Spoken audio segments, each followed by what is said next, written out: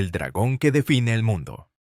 ¿Cómo China está reconfigurando el poder global en el siglo XXI? Imagina un mapa del mundo hace apenas 50 años. En ese mapa, dos grandes colores dominaban el tablero: el azul de los Estados Unidos y el rojo de la Unión Soviética. Dos imperios, dos ideologías, dos visiones del mundo enfrentadas en una guerra fría que definió alianzas, conflictos y destinos de naciones enteras. Hoy ese mapa luce diferente. Y el color que más ha cambiado el paisaje geopolítico no es el azul ni el rojo soviético, es el rojo de la bandera china. Para entender dónde está China hoy, hay que recordar dónde estaba hace apenas 4 décadas.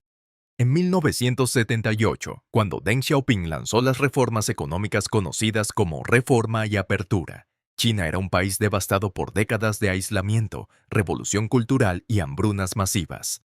Su Producto Interno Bruto por habitante era comparable al de algunos países del África subsahariana. Lo que ocurrió a partir de entonces es considerado por muchos economistas como el crecimiento económico más acelerado de la historia humana. En menos de 40 años, China pasó de ser una economía agraria de subsistencia a convertirse en la segunda economía más grande del planeta y, según el FMI, su PIB nominal alcanzó los 19.23 billones de dólares en 2025, frente a los 30.51 billones de Estados Unidos. Pero la cifra que más inquieta a los estrategas occidentales no es el tamaño de la economía china hoy, sino su tasa de crecimiento proyectada: 4.5% anual frente al 2.7% de Estados Unidos. Si esa tendencia se mantiene, las proyecciones son claras. La brecha se cierra. La fábrica que alimenta al mundo, China, se convirtió en el mayor exportador del mundo y hoy es el principal socio comercial de más de 120 países. Para numerosas naciones, depender de bienes manufacturados o procesados en China no es una elección estratégica, sino una realidad estructural de sus cadenas de suministro. En ciertas regiones de Asia, aproximadamente la mitad de las importaciones de algunos países tienen origen chino. Esto ocurre especialmente en zonas geográficamente cercanas, donde el intercambio comercial es intenso y natural.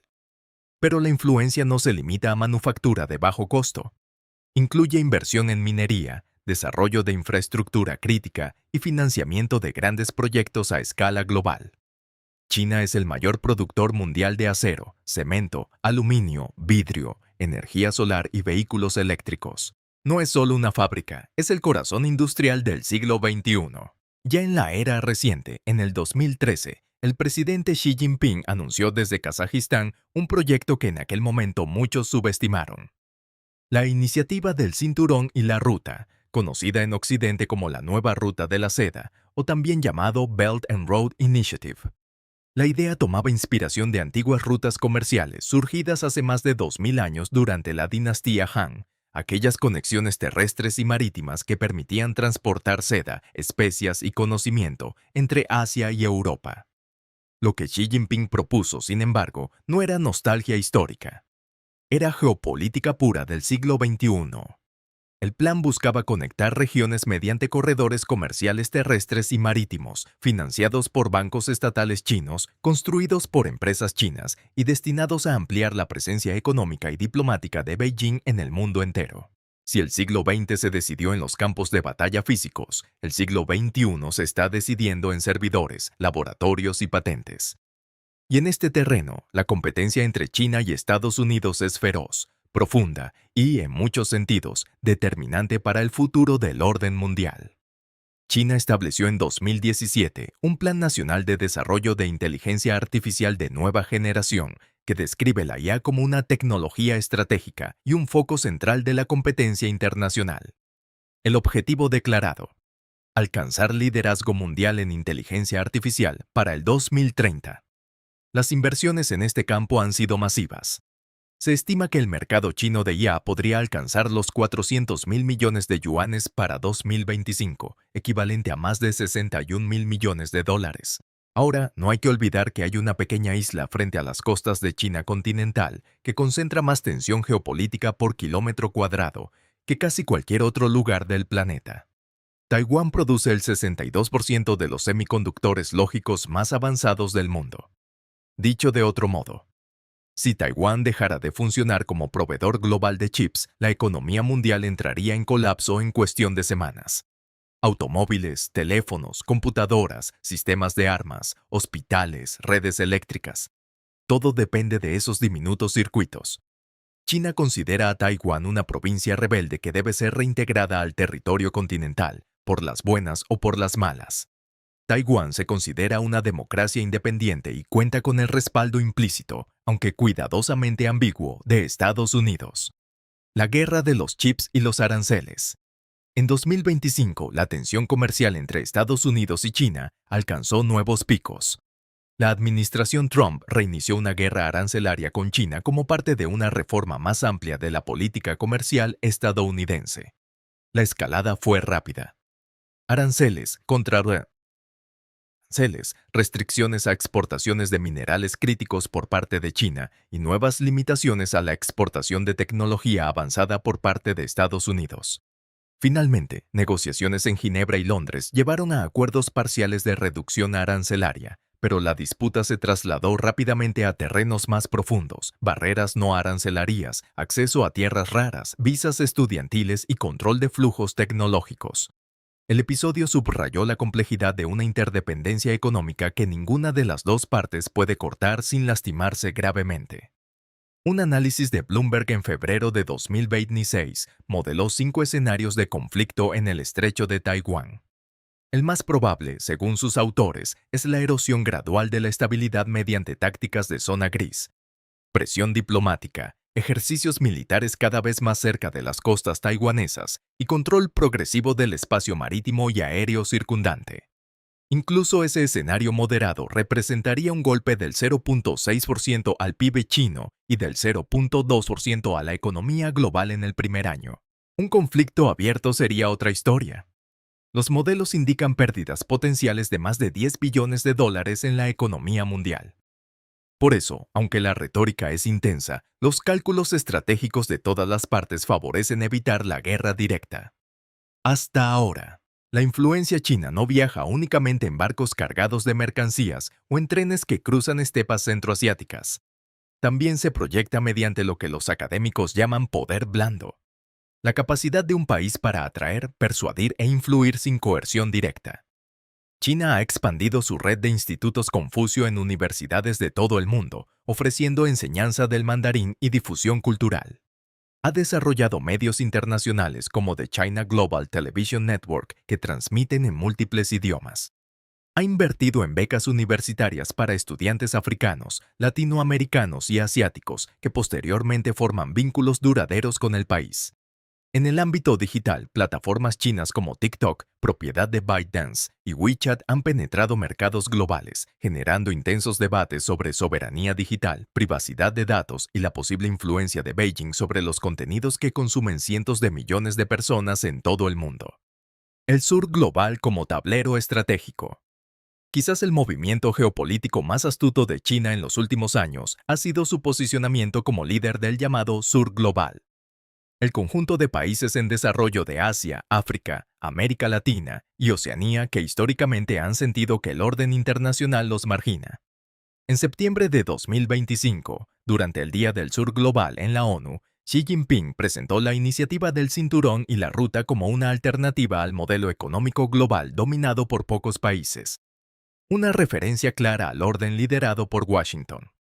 El mensaje resonó profundamente en naciones que llevan décadas reclamando mayor representación en las instituciones financieras internacionales. La presencia que crece. Para muchos latinoamericanos, China puede parecer distante. Pero los números cuentan otra historia. China es hoy el principal socio comercial de Brasil, Chile, Perú y Uruguay. Es el segundo socio de Argentina, Colombia y Venezuela. Y es el tercero de México. En términos de inversión en infraestructura, minería y energía, la presencia china en América del Sur ha sido masiva en la última década. En el caso de México, la dependencia comercial existe, aunque en menor escala, que en otras naciones latinoamericanas. Aproximadamente una quinta parte de ciertos productos importados en el mercado mexicano provienen de China, ubicándolo en una posición intermedia. Sin embargo, esa cifra es creciente, y su impacto en sectores como electrónica, textiles y manufactura es ya estructural. La relación, sin embargo, no es sencilla. Las tensiones geopolíticas entre Estados Unidos y China ponen a muchos países latinoamericanos en una posición incómoda. Dependen del comercio chino, pero mantienen alianzas estratégicas y de seguridad con Washington.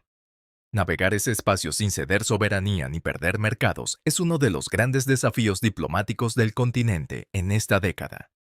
En 2026, el contexto se complica aún más.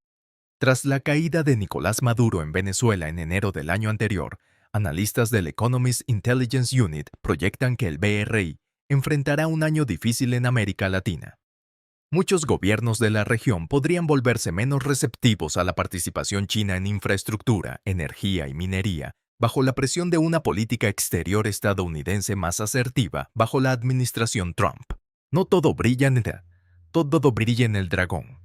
Sería un análisis incompleto si no reconociéramos que China también enfrenta desafíos internos de enorme magnitud. El colapso del mercado inmobiliario ha dejado cicatrices profundas. Se proyecta una caída del 8% en ventas de vivienda en 2025, con valores entre 1.23 y 1.26 billones de dólares. Los gobiernos locales arrastran deudas ocultas que algunos analistas estiman en un equivalente al 360% de su PIB. La deuda total no financiera de China supera el 300% de su economía. La deuda pública, incluyendo obligaciones fuera de balance, se aproxima al 124% del PIB. El desempleo juvenil ha sido otro punto de quiebre. En algún momento de 2023 superó el 21%, cifra que el gobierno dejó de publicar temporalmente, lo que por sí solo dice mucho. A esto se suma una crisis demográfica estructural. China está envejeciendo rápidamente. La política del hijo único, aplicada durante décadas, dejó una pirámide poblacional invertida que amenaza la fuerza laboral futura y la sostenibilidad del sistema de pensiones. La tasa de fertilidad está entre las más bajas del mundo. Estos factores explican por qué las proyecciones de crecimiento a largo plazo para China son más moderadas. El Fondo Monetario Internacional estima que su tasa potencial caerá al 3.8% entre 2025 y 2030. Un gigante sigue siendo gigante incluso cuando desacelera, pero las grietas importan.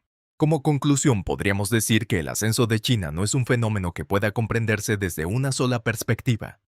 No es solo una historia económica, ni solo una historia militar, ni solo una historia tecnológica. Es todo eso a la vez, entrelazado con historia, cultura, ambición y contradicción. Lo que sí es claro es que el sistema bipolar de la Guerra Fría ha quedado atrás. El mundo que emerge es multipolar, más complejo, menos predecible y, en muchos sentidos, más peligroso porque las reglas del juego aún no están escritas. China está escribiendo parte de esas reglas y el resto del mundo, incluyendo América Latina, necesita entender ese proceso para poder participar en él con criterio propio. La pregunta que debemos hacernos no es si China se convertirá en la potencia dominante del siglo XXI. Esa pregunta ya está siendo respondida por los hechos. La pregunta más urgente es, ¿qué tipo de orden mundial está construyendo China y en qué medida ese orden beneficia o perjudica al conjunto de la humanidad? Eso, amigos, es algo que vale la pena seguir muy de cerca. Gracias por ver este video. Si te pareció valioso, compártelo, deja tu comentario y suscríbete para más análisis de geopolítica global. Nos vemos en el siguiente.